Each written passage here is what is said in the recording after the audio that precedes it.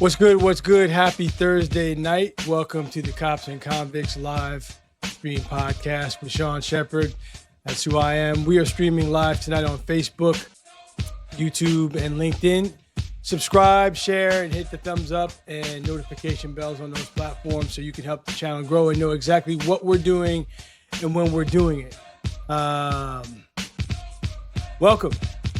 We've had a change of plans tonight. Things went left with my guest. Maybe we'll have him back on at some point. But I wanted to talk to you all about this concept called procedural justice.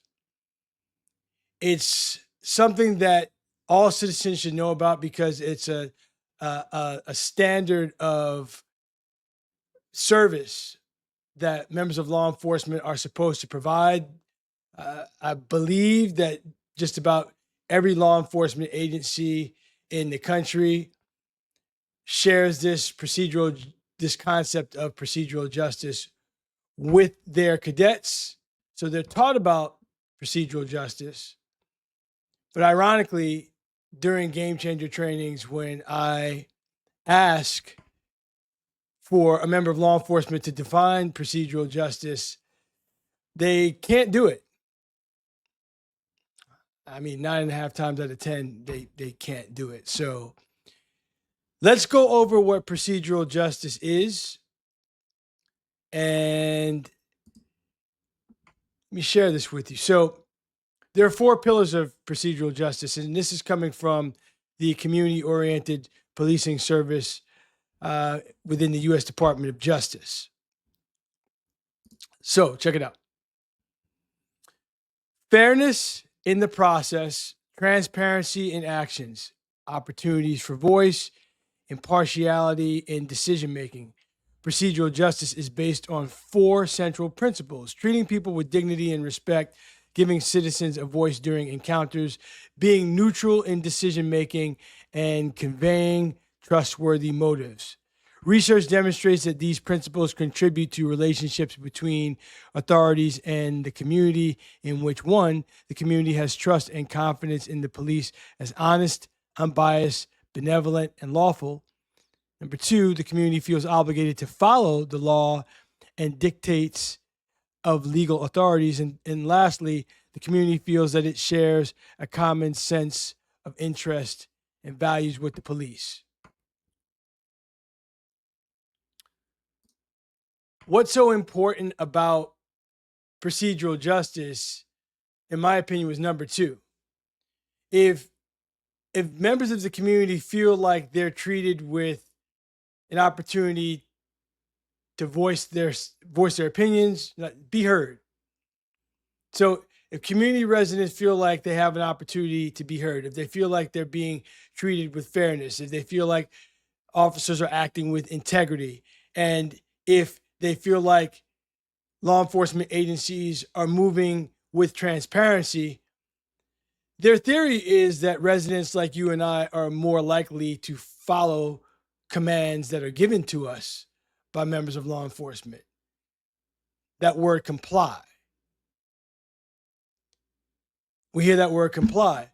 So what they're saying is, if procedural justice is a way that members of law enforcement go about their business when they interact with members of the general public, we are more than likely to comply. I kind of agree with this. I do agree with it. So let's go over fairness. Fairness in the process.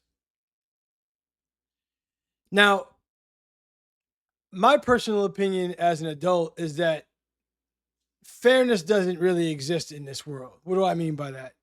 Some people are born rich, some people are born poor, some people are born healthy, some people are born with a disease. There's nothing fair about that. Life isn't fair. So when it comes to law enforcement, fairness in the process, what does that mean? Are you being fair? Are you treating me fairly? A lot of people have an initial issue with law enforcement when it comes to, why are you pulling me over in the first place? Are you being fair in that regard? Once the interaction or the contact begins with law enforcement, I guess fairness has to do with, are you giving me a voice? Are you allowing me to express myself? Are you being transparent with me? Are you being impartial with me? Meaning, are you treating me without bias? I guess if those things are taking place, then your average citizen is going to feel like they're being treated fairly. Let's go to the next one. Opportunity for voice. Opportunity for voice.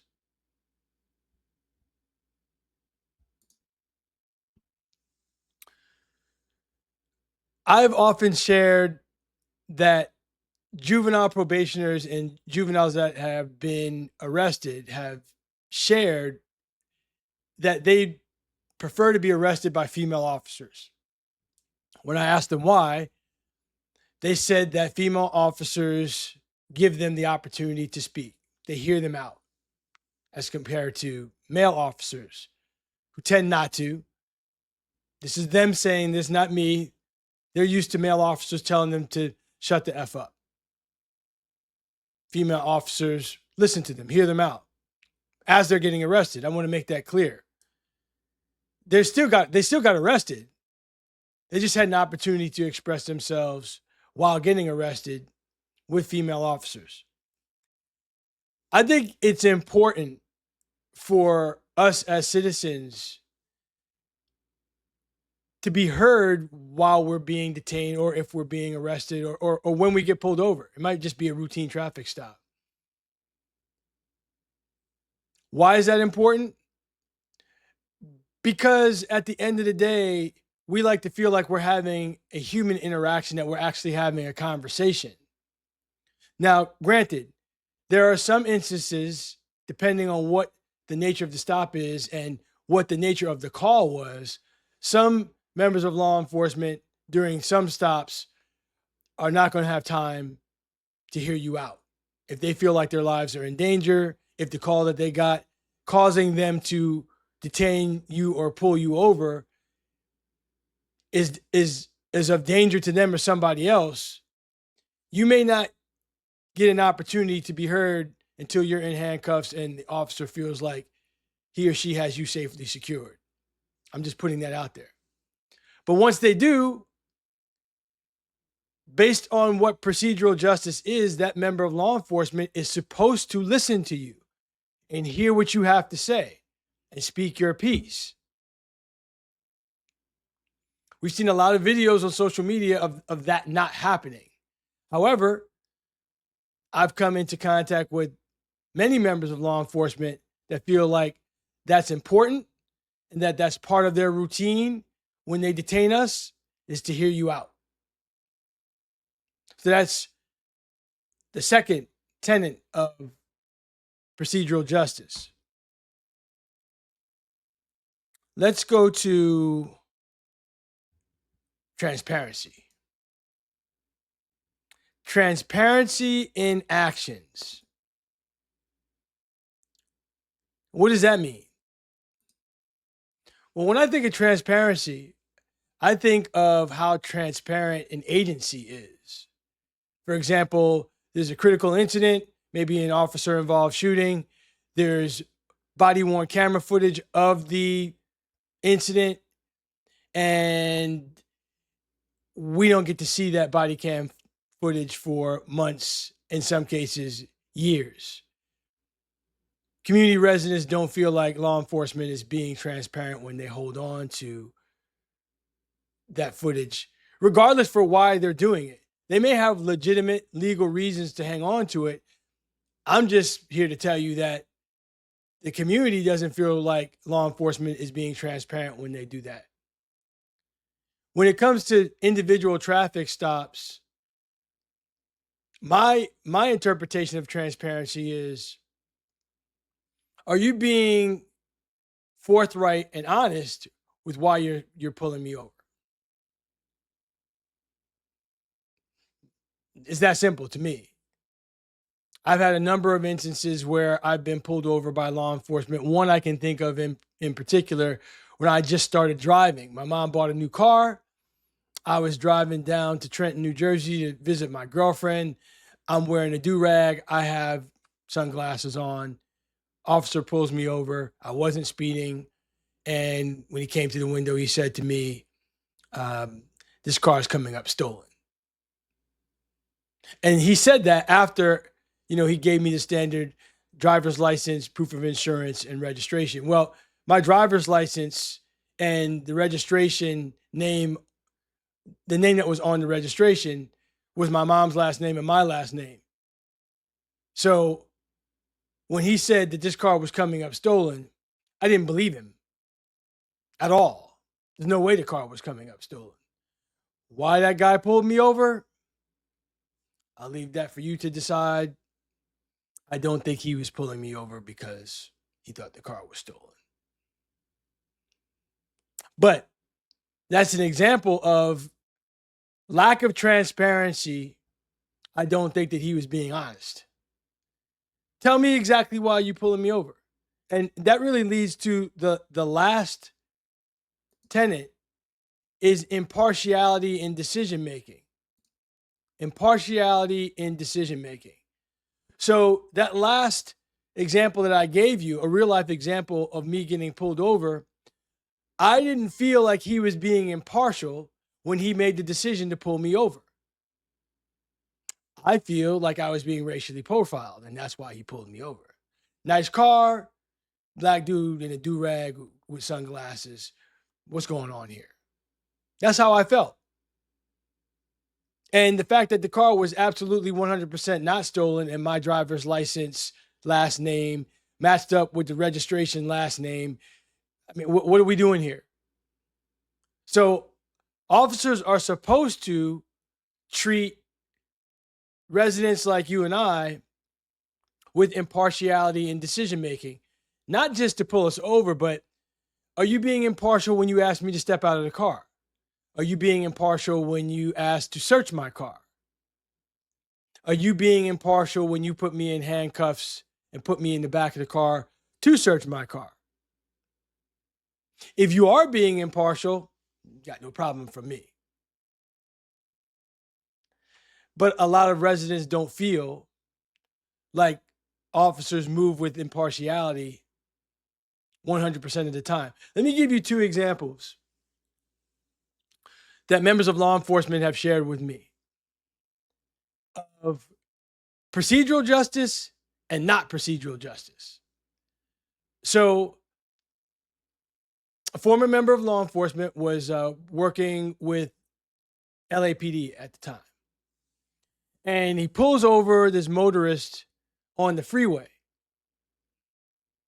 And I don't recall what the nature of the stop was, but he ran this person's plates. And he was under the impression that this person was going to be dangerous to stop. So he called for backup right away, but he went up to the car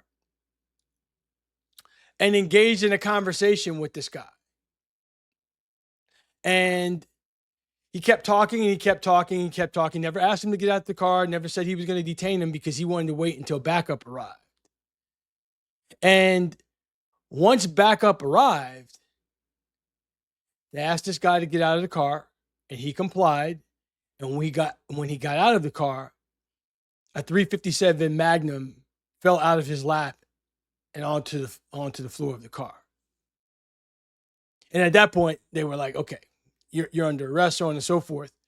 And when they got the guy in the car, my friend, who was a police officer at the time, told me that the guy who they arrested said to him, he said, when you pulled me over and you came up to the window, I was going to blow your head off. And I didn't because you were cool to me. That might sound unbelievable, but it is an extraordinary thing to have happen. It's an extraordinary thing to have someone tell you, look, I was going to blow you away. but you were cool to me. We had a nice conversation, blah, blah, blah. That's one example. Another example is a member of law enforcement who participated in a game changer training event with us in San Diego. And he shared on camera that when he was a young officer, he and several other squad cars were in pursuit of someone that was accused of shooting at a member of law enforcement. And this suspect took them on a wild goose chase. And when they finally got him, and they got him and went up to the car, they pulled him out of the car. And this officer described to me that, well, to all of us in the room, that we proceeded to tune him up. And so I kind of guessed what he meant by that, but I wanted him to say it. I said, well, what do you mean by you tuned him up? He said, I'm not proud to admit this, but we were very physical with him. Now, what do you think between those two examples of law enforcement encounters is an example of procedural justice, or procedural justice did not take place at all? I'm guessing it's not hard for you to figure out that procedural justice took place when the officer engaged in conversation and treated this suspect, a dangerous suspect, with dignity and respect, all the way up until they detained him. That was procedural justice. Police brutality is not procedural justice. So, those are two examples I wanted to share with everyone. The show must go on. We were scheduled to do an interview, but I wanted to do this procedural justice as a video that I posted, but I decided I was going to do a live stream. So let me know on these platforms how you feel about procedural justice. If you knew what it was, quick live stream on a Thursday night. I hope you all are enjoying your Thursday night. I'm going to get back to this Thursday night football game and see if the Ravens can stay hot. Thanks for tapping in. I'll get with you next time. I'm out.